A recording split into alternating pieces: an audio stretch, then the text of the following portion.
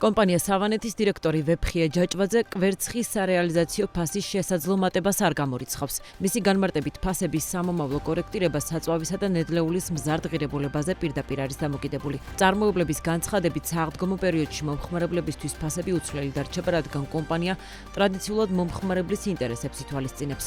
თუ ნედლეულის ფასი ძალიან მაღლა აიწევს, სავარაუდოდ შეიძლება ისევ გაძვირება მოგვიწიოს. აღდგომამდე ყოველ შემთხვევაში არაფერი შეიცვლება, აცხადებს ვეფხია ჯაჭვაძე. სავანეთის დირექტორმა ასევე ისაუბრა იმპორტირებული პროდუქციის მხრიდან არსებულ არაკონკურენტულ გარემოზე. მისი თქმით, თურქეთიდან შემოსული იაფი პროდუქცია ადგილობრივ წარმოებას აზიანებს, რადგან ქართულ მწარმოებლებს კონკურენციის გასაწევად ფასების ხელოვნურად ხშირად კრიტიკულ ზღვარზე დაბლა დაწევა უწევთ.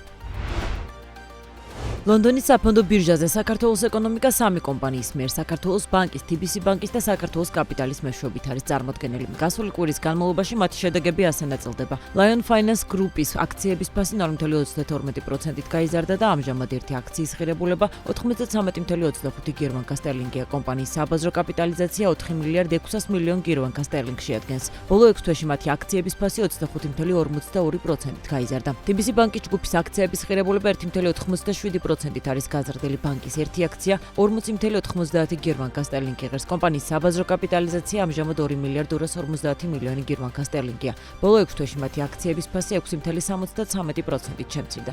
რაც შეეხება საქართველოს კაპიტალის აქციებს, ის 3.19%-ით გაიზარდა. ერთი აქციის ფასი 35 გირვანკა სტერლინგია. კომპანიის საბაზრო კაპიტალიზაცია ამჟამად 1 მილიარდ 660 მილიონ გირვანკა სტერლინგს შეადგენს. ბოლო 6 თვეში მათი აქციების ფასი 51.59%-ით გაიზარდა. გარემოს დაცვის და სოფლის მეურნეობის სამინისტროს ინფორმაციით, საქართველოს მიწის ფონდის შესახებ მონაცემების შეგროვება, დამუშავება და სისტემატიზაცია 20 წლიანი ინტერვალის შემდგომ შესაძლებელი გახდა. მათი გავრცელებული ინფორმაციით ეს მიწის მდგრადი მართვისა და მიწათსარგებლობის მონიტორინგის ეროვნული სააგენტოს ერთიანი ძალისხმევით მოხერხდა. მიწის მდგრადი მართვისა და მიწათსარგებლობის მონიტორინგის ეროვნული სააგენტოს თავმჯდომარე გიორგი მიშელაძის ინფორმაციით, მიწის ფონდის ერთიანი ბაზა ორ მიმართულებას სასოფლო-სამეურნეო და არასასოფლო-სამეურნეო დანიშნულების მიწების შესახებ ინფორმაციას მოიცავს. მისივე თქმით, იმ პერიოდში, როცა არ არსებობდა მიწის მონაცემთა ერთიანი ბაზა, სახელმწიფო ეყრდნობოდა საჯარო რეესტრის მონაცემებს რეგისტრირებული მიწების შესახებ, სტატისტიკის მონაცემებს, რომლებიც ხშირად ზეპირ გამოკითხვას ეფუძნებოდა. ჰორმუზის სრუტის ჩაკეტვის გავლენით გლობალურ ბაზარზე სასუქებზე ფასი მკვეთრად გაიზარდა. ახლო აღმოსავლეთის რეგიონი, კერძოდ კი ჰორმუზის სრუტის მიმდებარე ტერიტორია სასუქების წარმოებისა და ექსპორტის მნიშვნელოვანი ცენტრია. კონფლიქტის გამო შეფერხებული საზღვაო მიმოსვლა კი მსოფლიო ბაზარზე როგორც დეფიციტს, ისე პროდუქციის მნიშვნელოვან გაძვირებას იწვევს. გლობალურ ტრენდს მიყვება საქართველოც. ქართველი იმპორტიორების ნაწილი ადასტურებს, რომ გაძვირებული ლოგისტიკის გავლენით სასუქი გაძვირდა საქართველოშიც. ფასი გაზრდილია იმ პროდუქტებზე, რომელიც ძირითადად ევროპული ბაზრებიდან შემოდის. პირველადი დათვლებით, ეს შეიძლება იყოს დაახლოებით 15%-იანი ზრდა წინა შესყიდვებთან მიმართებით, აცხადებს BMG-თან კოკა გახოკიძე. იმპორტიორების ნაწილი არსებული მარაგების გათვალისწინებით ამ სეზონზე სასუქების მკვეთრ გაძვირებას არ მოელიან. თუმცა მომწოდებლებმა უკვე გააფრთხილებს, რომ ახალ შეკვეთებს განსხვავებული ფასი ექნება. საწვავისა და სასუქების ფასების მატება მოსავლის თვითღირებულებაზე პირდაპირ პროპორციულად აისახება, რაც ისედაც დაბალი საბაზრო ფასების ფონზე სექტორისთვის დიდ წნეხს წარმოადგენს. ამის შესახებ BMG-თან მარცვლეულის მწარმოებელთა ასოციაციის თავმჯდომარე ნიკოლოზ ბენიაიძე აცხადებს.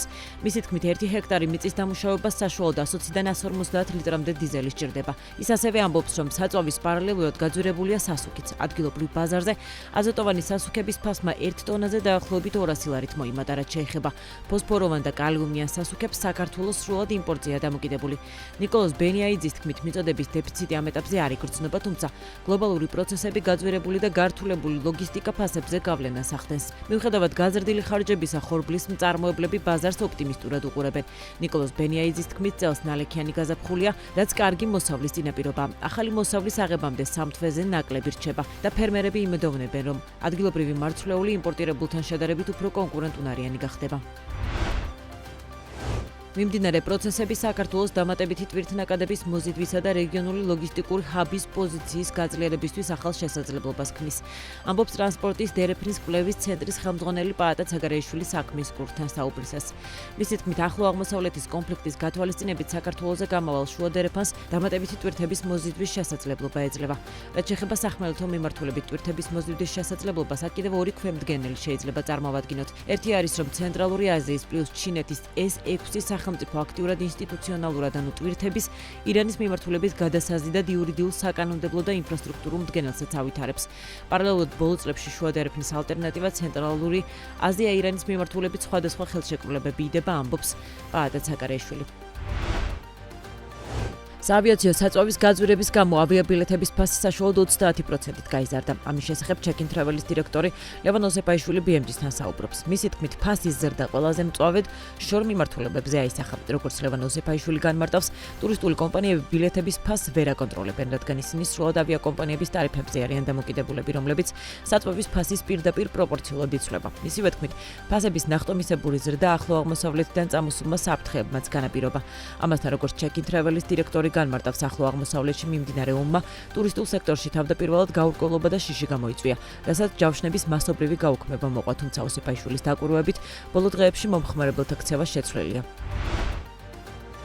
საქართველოს ინფრასტრუქტურის სამინისტროს საავტომობილო გზების დეპარტამენტმა რუსთავი წითელი ხიდისა და ალგეთის სადახლოს მაგისტრალური გზის მონაკვეთების სამშენებლო სამუშაოების ზედამხედველობაზე საერთაშორისო ტენდერები ხელახლა გამოაცხადა. საავტომობილო გზების დეპარტამენტის ინფორმაციით, საზედამხედველო მომსახურების სავარაუდო ღირებულება ჯამში 19 მილიონ ევროს შეადგენს. პროექტის ფარგლებში დაგეგმილია საერთო ჯამში 61,3 კილომეტრის სიგრძის 4-ზოლიანი ბეტონის საფარის ჩქაროსნული გზის მშენებლობა, რომელიც აღჭურვილი იქნება გარე განათების სისტემით. ასევე გათვალისწინებულია 26 ხიდის და 11 სატრანსპორტო კვანძის მოწყობა, საერთაშორისო საგზაო უსაფრთხოების სტანდარტების სრული დაცვით.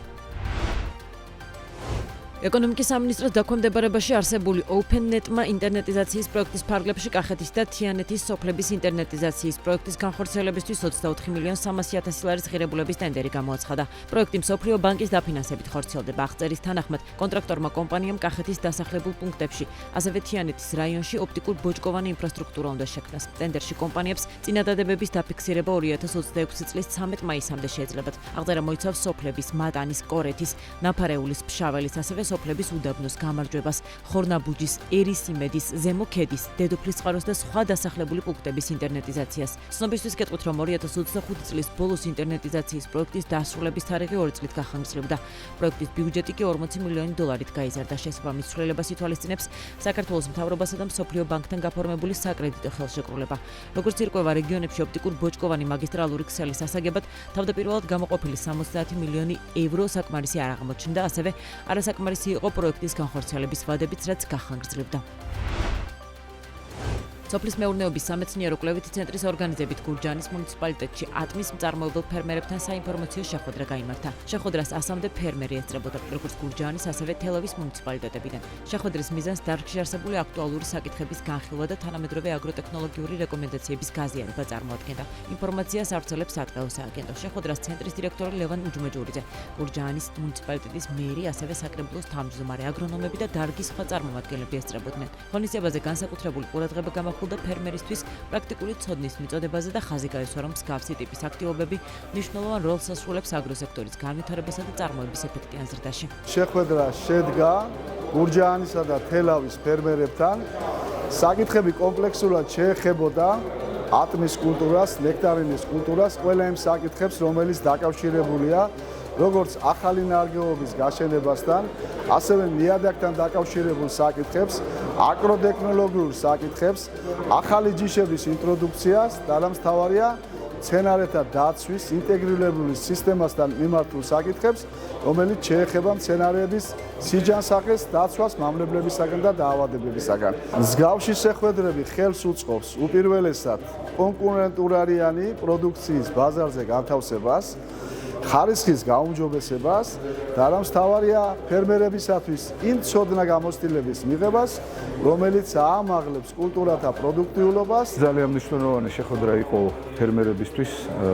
ერთი კვირის უკან ვიყავით თბილისში სამინისტროში სოფლის მეურნეობის და იქ დაიგეგმა ეს შეხვედრები და ძალიან კარგია ეს პრევენციული შეხვედრები, რომ არ გაგვიყვაროს დაავადება იქნება ეს თუ მავნებელი ამ ჩვენ სფეროში, ზოგადად მეხილეობაში. ბევრი სიახლეები გავიგეთ იმ შესახებ, რომ რა პრეპარატები უნდა შევიტანოთ კონკრეტულად რა დაავადებების შესახებ, დაგვირიგდა ბუკლეტები, რომელშიც წერია მითითებული არის დაავადებების, რომელი დაავადების წინააღმდეგ რომელი ელემენტი ჭირდება